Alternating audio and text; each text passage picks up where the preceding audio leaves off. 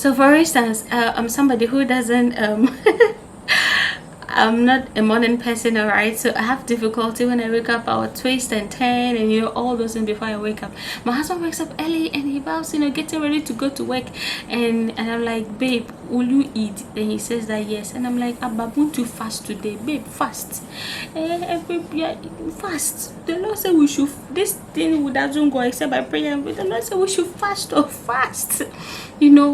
It's because what you have to cook every day, breakfast, lunch, supper, and all those things. I'm telling you, you have to, whether you like it or not, you have to wake up from the bed. Those of you who are a morning person, this, you will learn it the hard way. Some of us had to learn it the hard way. Some of us had to, okay? So you have to tell yourself that this is how it's going to be. Let me just accept my faith, and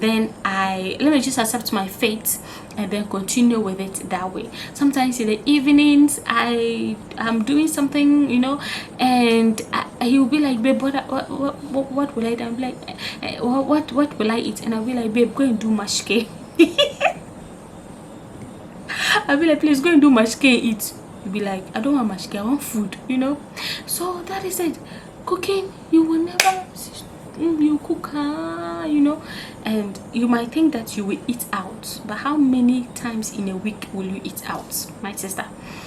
How many times in a week will you eat out, and how much will you spend in eating out? Is it not better to do something nice at home for you guys to eat? Eating out once in a while is not bad, but that doesn't mean you will stop cooking. So this is and bomber. Okay, I wished I knew these 6 things before I got married. I wasn't actually told. I had to learn them in my marriage, and I'm coming to share with you. Okay, so the number 1 thing that I've realized that I will never stop doing in marriage is that I'm gonna cook every day.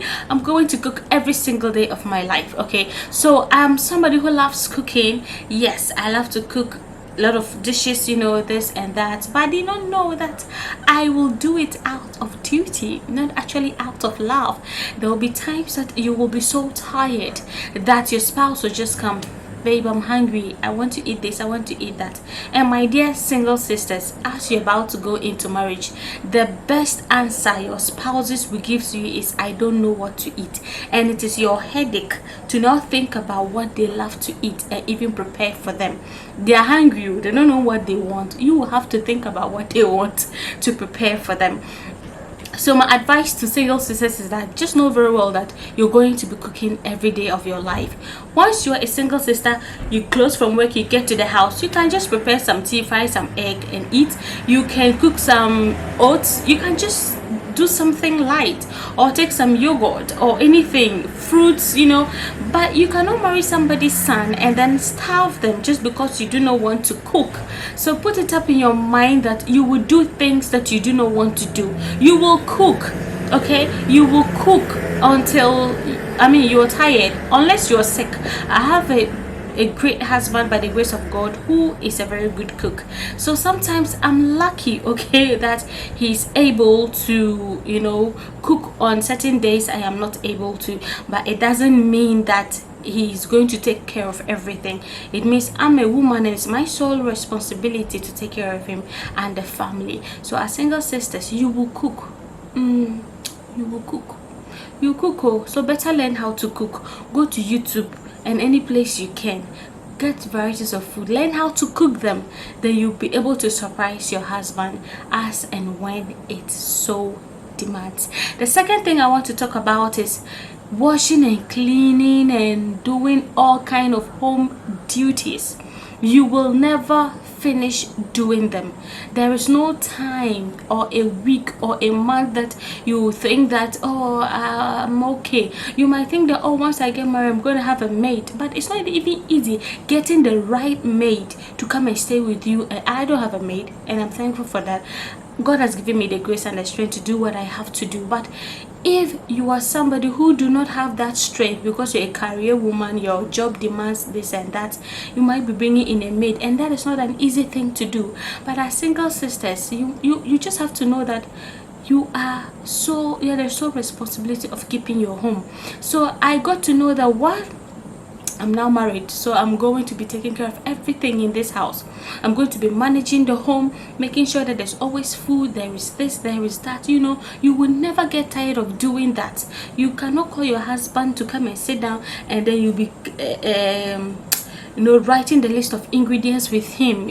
No, you have to do that. Okay, he gives you your allowances. What are you going to do with it? That is up to you to make sure that you're able to keep and manage the home. The third thing I want to talk about is satisfying my husband. Hi, it's not easy.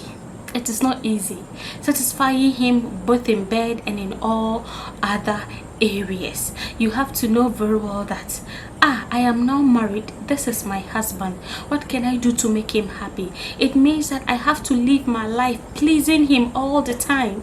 I have to live my life, being a good wife, a great wife. And I tell you, it pays off. Okay, you have some people out there who be like, do not always see your spouse first. You have to think about yourself first before. No. Maybe they have bad marriages, that is why they will think like that. But if you have a good marriage, you're always supposed to see your spouse as first, and your spouse too will see you as that. So I've realized that I cannot, when I was single, everything about me. No, I'm now married, so I've realized that you are now too, we are together. So I have to satisfy him, I have to please him, I have to make him happy. So it means that if you're a single sister, you are getting married, you are ready to please somebody for the rest of your life. You are ready to make somebody happy. You are ready to compromise and to sacrifice everything to make them happy. Sorry, I hope you understand that. This is not like, when they are asking you to, I'm not saying that when you have to sleep with somebody, you have to kill, to steal, to do other things to make your man happy. But I mean the positive things, the healthy things and habits that you need to adapt to make them happy. You need to adapt them. The fourth thing is praying. Oh Lord, when you are single, you can just decide to pray in your head. You can decide to pray in your heart, but I tell you, not in marriage. You have to pray every day, every day. You have to pray every day, because you are now two. Okay, people always say that when you are single, your trouble is only your trouble, but once you are married, your other partner is bringing trouble. Whatever burden they were carrying now is coming up to add to yours. So you have to keep praying, whether good or bad. You need to pray. I realize that prayer is the key. Prayer answers things. Prayer is the way, is the direction, is the everything. Okay, so you pray whether you love it or not. So if you are somebody who don't love praying now, you have to adopt that kind of habit. If not, you cannot help your husband in certain things. You need to have a foresight about certain issues so that God can direct you to also help your husband. There are certain times the husband will bring ideas to you, but if you're not knowledgeable and smart and wise enough, you will lead him wrongly. So you see that, wow, I am also a helpmeet to somebody. I'm responsible for this, for that. So if I should fail in my aspect of providing this, then it means it's going to affect my husband and it will also affect me. I wish somebody had told me these things, but I'm grateful that I learned it in a good way. Okay, so the fifth thing I also learned in marriage that I wish I was told was that I had to be patient.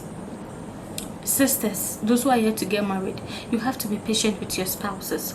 Right now you are caught and everything is okay, everything is fine because you're not staying with them. You are not seeing the things they will start to do with you. But once you start staying with your husband or with your wife, you will see that there are certain things you need to be patient with them, because we are all in a learning environment. We are all learning. No, all the successful marriages we have today, they didn't start on a smooth surface. They didn't start in a very smooth. No, it was a gradual step. Okay, I'm somebody who is patient, but not patient with so many things. Okay, and people will say that I'm patient before you get married. Then you can say that I'm a very patient human being. Once you're not yet married, you think that you're patient. So I have learned to be patient over the time with my husband. Okay, and thanks be to God, my husband is somebody who listens. All right, so certain things I just decided, no, let me not talk about it, let me just keep quiet, let me just let it be. Maybe he's learning, we are all learning, and gradually, you know, he picks up, and gradually too he also picks up from certain things and falling behind. Okay, so marriage is all about patience. In my language, it's called sugru. You have to be patient. Or if you don't have patience, you are just going to run away from your marriage. But if you have patience, if you have endurance, okay, everything is going to work out well. And the last thing I want to talk about is taking things easy. Taking things easy, my sisters. Once you get married, you are in a hurry to make things. No. My sister, cool down. Be calming down. Be calming down. Small. Be calming down. Be calming down. That's what I'm trying to say. Once you are calmed, you can settle and then take over things. Okay, and when I got married, I was just in a hurry to do this, to do that, to make sure that everything is, you know, but you have to, don't rush to do things. Okay, just be calming down. Even in childbirth, even in everything, it's not easy. Okay, so don't be rushing because of pressures from family, pressures from friends, from relatives, from neighbors, from work colleagues. Do not feel pressured to do anything you are not ready to do. Okay, and this is something I learned so well. Like, do not feel pressure to do something you do not want to do. And I am happy today because I allow certain things to be. I didn't want any pressure from anybody to be on my head. Okay, so as a single sister, once you're getting into marriage, tell yourself that no pressure outside will make me not enjoy my moment with my husband. I'm going to enjoy my moment amidst all those pressures and all those things coming from outside the relationship. So God bless you so much, and I hope you learn these tips and it will guide you in your marriage. Bye.